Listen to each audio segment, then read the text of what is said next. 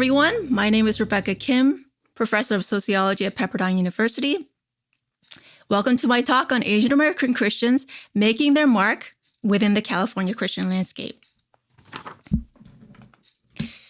When I first read the provisional title that I was given for this talk, I immediately wanted to share how Asian American Christians are shaping the broader California Christian landscape and beyond, and kind of wow everyone, including myself. But as I started preparing for this talk, however, I quickly realized that I had to change my plans.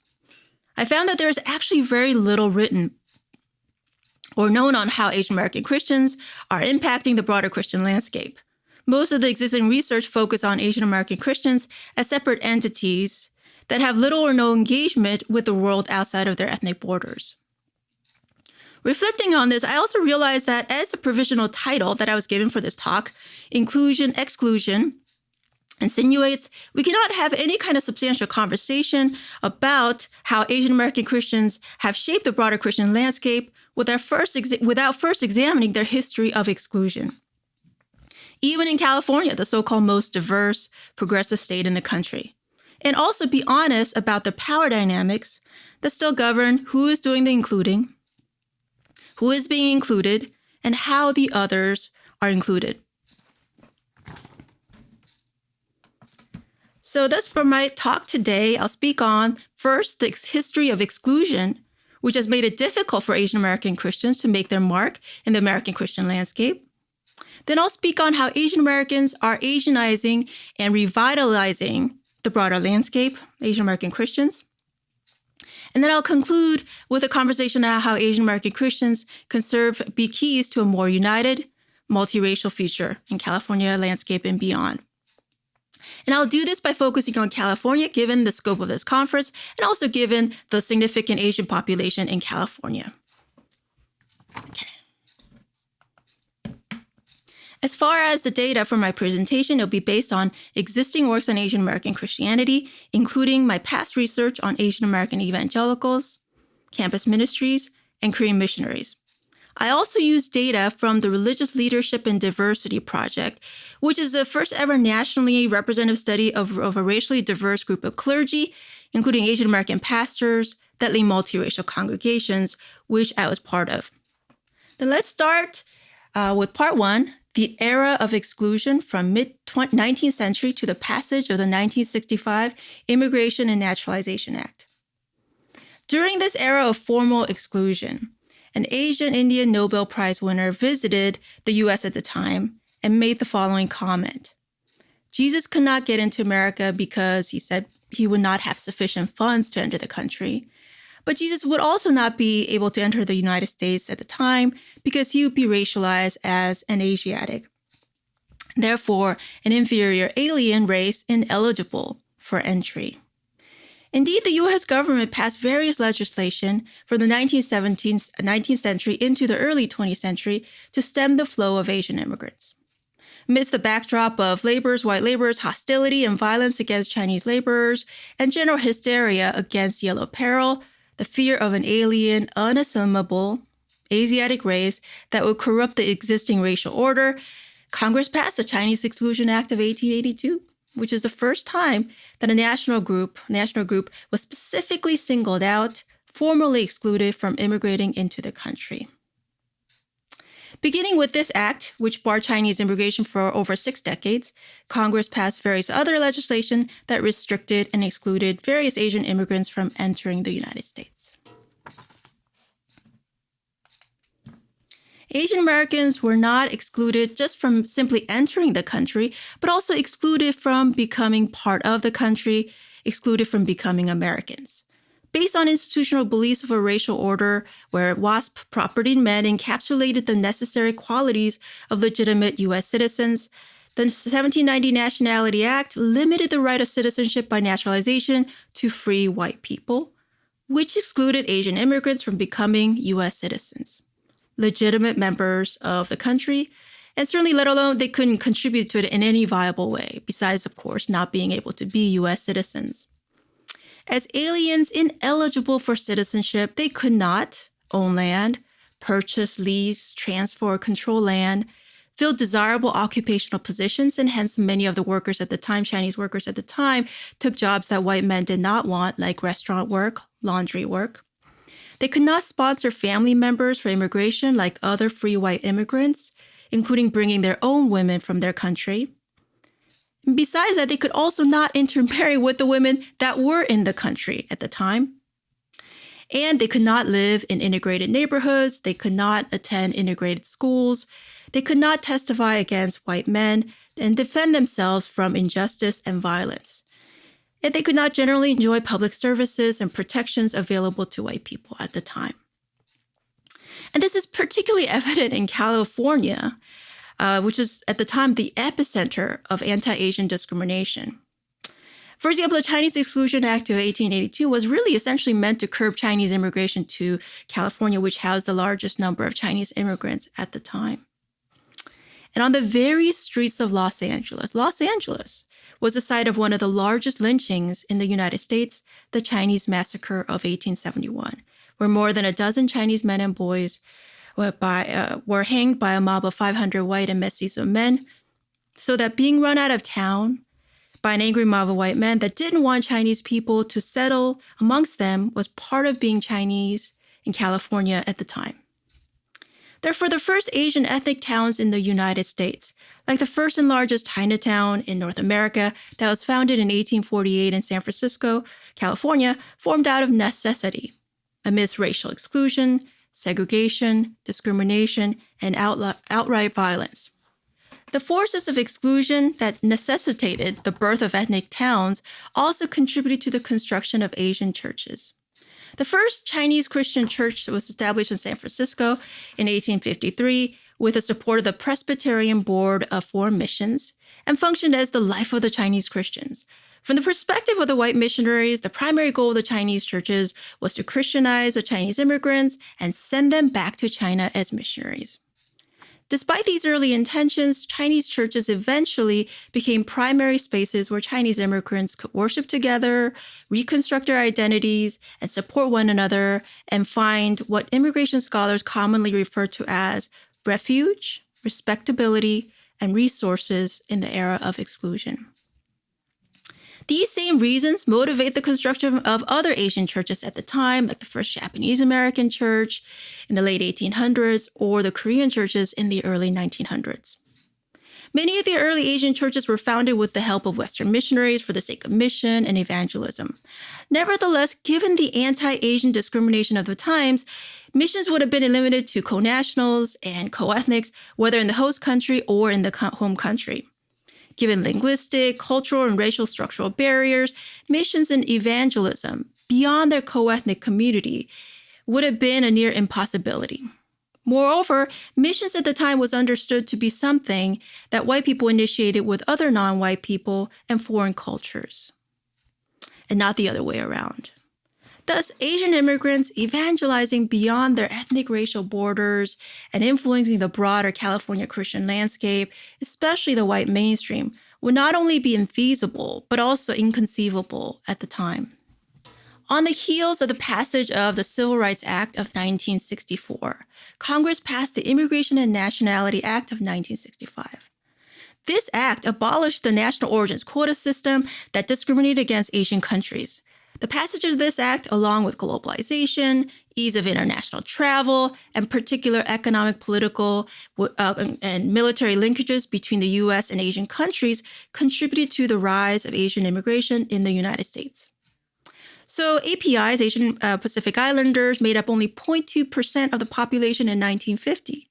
Today, Asian Americans, with over 18 million, make up approximately 6% of the U.S. population now. With a more overt, de jure anti-Asian racism behind them and enough years in the country to speak of an Asian American experience, Asian Americans who were formerly racialized as unassimilable yellow peril have been reimagined in U.S. society as model minorities. Around the time of the 1965 Immigration Act passed, William Peterson, a sociologist, helped propagate the view that Asian Americans are model minorities who, despite being the object of prejudice and discrimination, for example, particularly Japanese Americans and their internment, quickly obtain educational and occupational employment mobility at levels equal or above native-born white Americans. This is using 1960 census data. Peterson's article popularized the idea that Asian Americans, like Japanese Americans, are model minorities who, through quiet perseverance and hard work, are able to succeed despite racial discrimination. The model minority stereotype is problematic at many levels. It ignores the diversity of Asians in the United States. Asian Americans encompass 40-plus nationalities with multiple languages, cultures, religions, and histories. Asian Americans also currently have the greatest wealth inequality among all racial groups in the United States, with immigrants who enter the country as millionaires to those who enter the country as refugees, fleeing war, persecution, and poverty. Moreover, the stereotype ignores the ongoing racism and xenophobia that Asian Americans encounter, particularly as a group that is viewed as perpetual foreigners and not fully quite American, no matter their nativity, years of residence, and quote-unquote model citizenship. And we can see evidences of this, particularly with the coronavirus and heightened anti-Asian hostility during the pandemic. Racializing Asian Americans as model minorities also pits Asian Americans against other racial minorities, namely African Americans, and obstructs unified efforts to fight racial inequality and injustice. But for our conversation today, the model minority racialization of Asian Americans is most problematic because it essentially praises Asians for quietly and non-contentiously assimilating white American ways and not standing out within the American mainstream. So Asian Americans are propped up as model minorities because they seem to assimilate and do not challenge the white majority, including the white Christian mainstream. They're models because they have not asserted their own voice, called out racism, and challenged the white majority. They're models because they're visible, yet effectively invisible. Their invisibility, their lack of impact, quote-unquote impact, in the broader society is thoroughly intertwined with their positioning as model minorities. Ironically, the early Asian Christian community in the United States was unable to make a significant contribution to the broader Christian landscape because of formal exclusion and racialization as unassimilable yellow peril, as groups that can't assimilate into American society. While today's Asian Americans' contributions are rendered invisible due to their positioning as highly assimilable model minorities. I also want to point out that systemic intellectual biases in the academy have also contributed to Asian Americans' invisibility. The predominant theory to explain immigrant incorporation during the height of anti-Asian discrimination is what sociologists refer to as classic assimilation model, or the WASP conformity model, which argues that over time, immigrants would lose their ethnic ways and assimilate into the American mainstream. In a society where white culture and white people are the norm and majority, it is assumed that immigrant ethnics will assimilate into the white mainstream without having much effect on the mainstream. With such a model of immigrant incorporation being one of the major theories to understand how immigrants are absorbed into the country, it is not surprising that we would not know much about how Asian immigrants and their descendants have impacted American society, let alone American Christianity.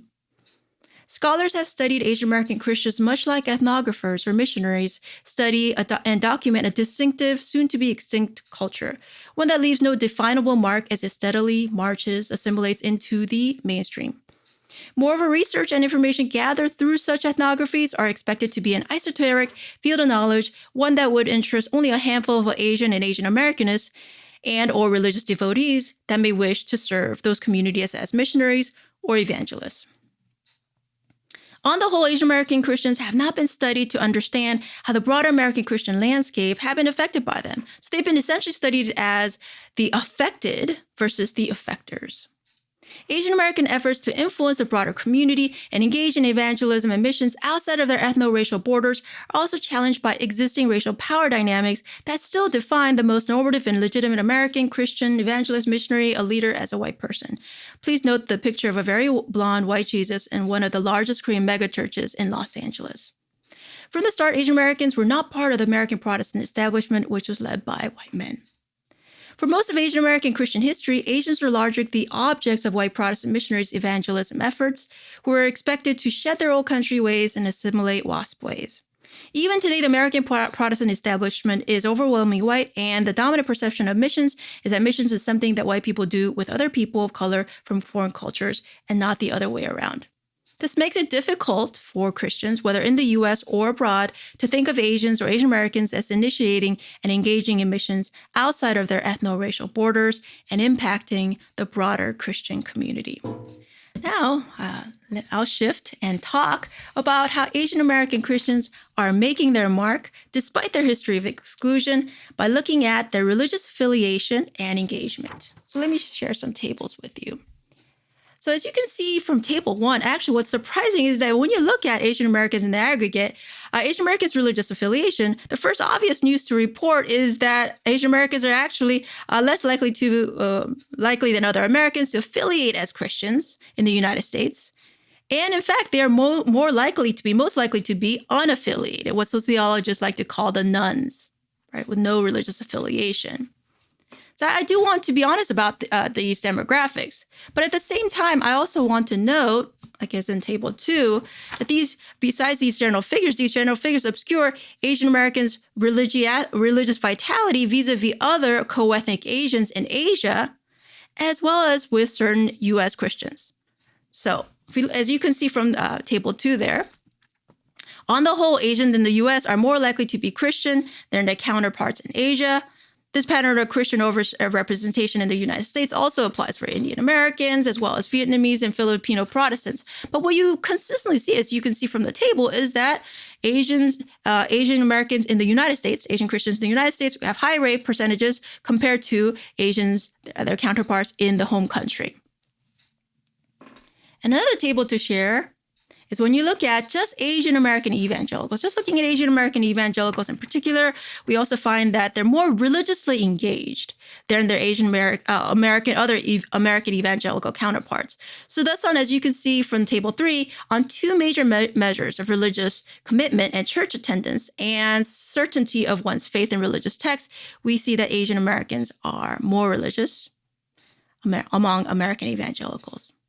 And Asian American evangelicals' high level of religiosity no doubt influences the greater American Christian landscape.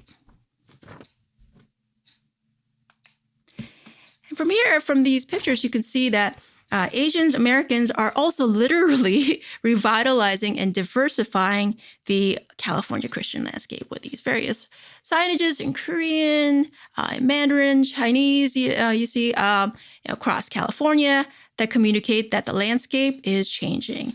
And it's not as always so overt with, overt Asian signage. So you can see here, this is another large Asian American church. And in this case, this church, I think it's All Nations Church. It's literally part of the landscape. It's in the San Fernando Valley. I also want to talk about Asian Americans' influence, which is particularly evident on college campuses. Since the early 1990s, there has been an Asianization of campus ministries in many of the large and elite campuses across the United States. When I studied Asian American evangelical campus ministries in the late 1990s, the majority of the evangelical campus ministries at UC Berkeley and UCLA were Asian Americans. These trends hold true today. So Asian American campus ministries are a fixture of campus Christian life. Not surprisingly, Jeremy Lin, perhaps the best-known Asian American Christian celebrity, credited his Asian American Christian fellowship to helping him deepen his faith during his college years at Harvard. Considering that campus ministries, student Christian movements are the seedbeds for the next generation of Christian leaders, we can expect to see greater numbers of leaders, pastors, church planters, ministers, and missionaries in a broader society who are Asian American. In 2016, so you can see in the picture there, Tom Lin, a Chinese American, became the first person of color to serve as president of IVCF in its 8 decades of history. Now let me talk about how Asian American Christians are making their mark through a particular case study of Korean American evangelicals. And I'm going to talk about Korean American evangelicals because Korean Americans have the highest percentage of Protestants and the greatest number of churches among Asian Americans. More than half of the 9,000 or so Asian American churches are Korean American. And Southern California alone houses over 1,300 Korean Protestant churches representing multiple denominations. Korean American presence is also noticeable at many American evangelical colleges and seminaries. Biola, Korean Americans make up the largest share of the Asian American student population. Students from South Korea also make up nearly 37% of the international student body. And in Fuller Seminary has more alumni serving in Korea than in any other country in the world. which testifies to the significant presence of Korean American evangelicals. Coming out of these colleges and seminaries, Korean evangelicals go to Korea and beyond and serve as pastors, missionaries, while maintaining their transnational ties. They also find positions in Korean immigrant churches, the growing number of second-generation congregations, as well as in non-Asian congregations that serve a broader community. In 2020, Walter Kim, a Korean American, began serving as the president of the National Association of Evangelicals, first person of color to head the historically and predominantly white Evangelical Association in its 7 decades of history. We can also add other Korean American evangelicals to this list, like Eugene Cho, the president of Bread for the World, as of 2020, as well as Michael Oh, the global executive director and CEO of the Lausanne Committee for World Evangelization. Compared to other American evangelicals, research also showed that Korean American evangelicals are theologically conservative and are more actively engaged in their churches. They spend much of their time at church and contribute significant amounts of financial and human resources to their local congregations, more so than other American evangelicals. Supporting and engaging in international missions work is also a key component of Korean churches. According to the 2003 survey conducted by the Korean KCCD, Korean Community Churches for Community Development, Korean churches in Southern California support missionaries in 85 different countries. Of the 149 churches that the KCCD surveyed, the mean number of missionaries was 7.37, with a maximum number of 120. Spending on missionary support ranked third after spending on salaries and building facility and maintenance. Immigrant Korean churches in LA are also building bridges and engaging in cross-cultural ministries in their neighborhoods. So many of the larger Korean churches offer Chinese, Spanish, and English translations at their services, have ministries devoted specifically to outreach as part of their broader effort to invite their diverse neighbors into their churches. And this outreach is even more apparent among the growing numbers of second-generation Korean American churches, which are extending beyond their ethnic borders, have an easier time doing so, and are welcoming all neighbors into their churches while being active in missions at home and abroad. Speaking of making their mark, we have to also talk about Korean missionaries that specifically moved to the United States to bring spiritual renewal. While the United States is the largest missionary sending country in terms of numbers of missionaries that it sends out to the other nations, it is also the largest missionary receiving country in the world. This is no doubt to the desirability of living in the United States, ease of international travel, immigration, past socioeconomic, political, and missionary ties between sending and receiving countries at a time when missions has no single direction or source country. But it is also a product of the evangelical zeal of the growing numbers of global evangelicals, global South evangelicals, including those from South Korea, who are sending missionaries across the world, including to the United States. This is particularly evident in UBF, one of the largest missionary sending agencies in South Korea, which happens to send many of its missionaries to the United States. And I document this group in my book, The Spirit Moves West, in their efforts to Christianize and revitalize the United States, make the United States a Christian nation once again. So putting this together, there are Korean immigrant churches in America that extend beyond the Korean diaspora while catering primarily to the Korean immigrant population. There are second-generation Korean American churches that create unique hybrid spaces for the second generation, even as they impact the broader community, both domestically and globally, through their outreach and evangelism efforts. To this list, we must also include Korean Christians who enter the U.S. specifically as missionaries to evangelize and bring spiritual renewal. Now, let me speak on how Asian Americans are shaping the landscape through a faith of their own. Besides Asianizing the American Christian landscape and bringing spiritual renewal, Asian American evangelicals are also constructing their own faith and religious practice and reshaping American evangelicalism in the process. So let me give you an example of this by talking about Pastor Mitch Kim, a Korean American pastor who led a church merger in 2016 between a small but growing Asian American church and a larger but declining predominantly white church, to create a multicultural church merger, broader church. In this interesting church merger, Pastor Mitch explains the two essential features of Korean Asian heritage that he wanted to preserve in his multicultural church. And that is, First, strong, prayerful spirituality. That's first. And secondarily, not that it's second in quality, but second importance. But secondly, a sacrificial community. So in regards to strong prayerful spirituality, he shares here, it's sort of in my DNA, part of a heritage from the Korean American church, which is a passionate commitment to prayer. So he's saying, growing up in the Korean American church, he has this passion for prayer, and this is reflected in what he wants to maintain from his Korean church into and bring it to his multicultural church. And so, for example, he has early morning prayer, even on Saturday. Not as early as Korean churches, like at 5 a.m., but still pretty early, like at 7 a.m. He also practiced 동성기도, which is a collective unison prayer commonly associated with Korean churches in Sunday worship services, where the congregation prays out loud together in unison. And he said he's doing this because he wants to communicate to the broader Christian community that prayer can also be collective, not just an individual enterprise. He also wants to maintain this spirit of community, or of a collective sense of community that he also inherited from his Korean church background. In the Korean church, you spend a lot of time together, and it can be almost too much. But there is a fixed sense of community, right? Culture and life and values are being shaped within the church. And this is something that he wants to make sure that he still maintains in his newly formed multicultural church. This value for community, coming together and worshiping together as a family, as a community. This is an example of a faith of their own, reshaping the broader Christian landscape.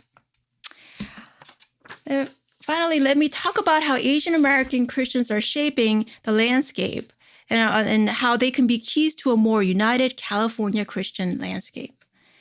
Besides their church, another major source of a distinctive Asian American Christianity is the experience that Asian Americans have of being betwixt and between at least two cultures and being marginalized as ethno-racial minorities in the United States. Asian Americans are part of at least two distinct cultures, but may not be completely at home in any of those cultures. Moreover, Asian Americans experience marginality as ethnic and racial minorities, wedged somewhere between the Black and white U.S. racial divide. Despite being stereotyped as model minorities, Asian Americans continue to be civically ostracized by whites and constructed as monolithically foreign, strangers from a different shore, no matter their birth and length of stay in the United States, with anti-Asianism and xenophobia. This experience of bicultural liminality and marginality is no doubt disorienting and alienating, but it is also precisely what suits Asian Americans to lead the increasingly multicultural, multiracial churches of California and beyond. They can be key bridge makers and hold keys to a more united California Christian landscape. Asian Americans are sufficiently familiar with traversing at least two cultures, their own ethnic Asian culture as well as the majority white culture, their experiences of liminality and marginality as racial minorities, somewhere between the Black and white U.S. racial divide, also give them the ability to connect with other racial minorities as well as with white people. Their lived experiences as Asian and American Christians enable them to be more culturally agile, empathize with the estranged, and potentially serve as bridges for multiple cultures and races in and outside of the diverse California metropolis. They have what I like to call a racialized cultural competence, a combination of racial awareness and bicultural competence. Now, let me share this by sharing what Asian American pastors shared, Asian American pastors that lead multiracial congregations shared in the Religious Leadership and Diversity Project when we asked them, what difference does it make that an Asian American pastor like you is leading this diverse church? What is the contribution? How does your Asian American experience, background, right, affect your church leadership? And this is what they shared. Bicultural edge. As this one pastor shares, because most of us grew up culturally, we know how to be culturally agile, biculturally, right? We are complex people, right? We have that bicultural edge, right? They can leave and be flexible depending on the context and the culture. They're multifaceted. And so they can treat people differently depending on different contexts. They're culturally agile. They have this bicultural edge. They're multifaceted as a result of growing up biculturally. Besides being bicultural or multicultural, Asian Americans also understand racial marginality, the experience of being a racial minority. So as a Japanese American pastor shares, there's nothing in the office except this little note on my desk that said, "We don't want a Japanese person." That was my introduction. So on his first day of work, the first letter that he got from one or more congregants was that they didn't want him there because he's Japanese, because he's Asian. So sharing his experience of racial marginality. Another pastor shares, "I don't want to put my face on anything." And he wasn't the only pastor, Asian American pastors, to share this. But what he's communicating is that he does not want to have his face associated with his multiracial church, because he fears that that association would hurt his church, prevent people from coming to his church because of racial prejudice and possibly discrimination against him as an Asian person. So given Asian Americans' unique experiences of racial marginality and cultural liminality, they have a racialized cultural competence, which helped them to bridge not only the cultural, but even possibly the racial divide in the American evangelical community and beyond. So as Asian American pastors share there, we're not privileged white, but we are privileged Asians. We can identify with whites because socially, economically, and educationally, we're similar to whites, but because we're minorities. We understand that journey of the minority. So he's communicating that because he's a racial minority, but also he's Asian, somewhere between the black and white racial divide in the United States, he can connect with both groups. And as another pastor shares, for us Asians on racial issues, we can identify with both. And that's why I think we become a bridge culture. So he's saying really Asian Americans, somewhere between the black and white racial divide, with their biculturality, can function as bridges. Putting it together, despite the history of exclusion, ongoing power dynamics in and outside of the Christian community that make it difficult for Asian Americans to make their own mark within the broader Christian landscape, Asian Americans are diversifying, revitalizing, and reshaping the Christian landscape by expressing a faith of their own. Moreover, given their unique experiences as Asian Americans, they have a racialized cultural competence, a unique voice and ability to serve as bridges and help us all move forward toward a more united, multiracial Christian California and beyond. Thank you.